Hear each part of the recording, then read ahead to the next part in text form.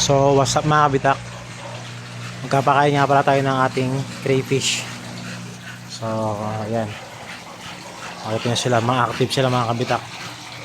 Ito ang ating papakain ngayon, PO4 na may mais. So ayan, may mga blue jeans tayo dyan. Ayan, blue jeans 5 to 6, iba-ibang size na ito mga kabitak.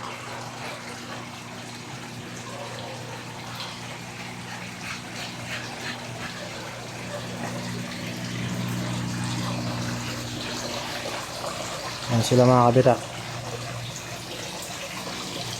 ang mga blue jeans natin.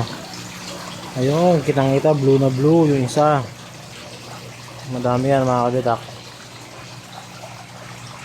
So yung pakain pala mga kabitak, tansyahan lang. Pag nagpakain ka kayo ngayon, tapos may sumobra kinabukasan, huwag nyo napapakainin. And sa other day is, pakain nyo is bawasan nyo na hanggang maisakto yung naubos lang nila, para hindi dumudumi ang inyong tubig. So gano'n lang kasimple ang pagpapakain mga kabitak. Sa una lang mahirap dahil talagang tatansyahin nyo muna, pero after nun mga kabitak, sobrang dali na magpakain.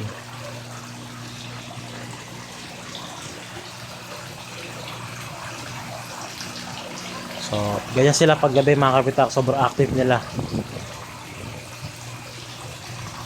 Ayun ang kabitak, sobrang blue na ito.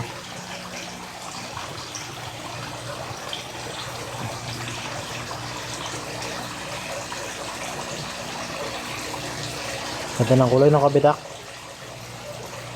Ayan, talagang kahit ano, mga blue talaga sila.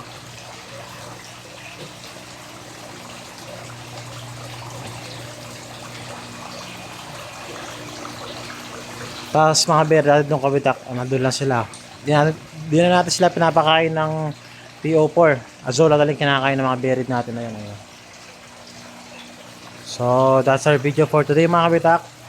Kung may tanong kayo, message lang kayo below. Comment lang kayo below and message nyo lang ako. Tandaan nyo, lagi natin sagutin ang inyong mga katanungan.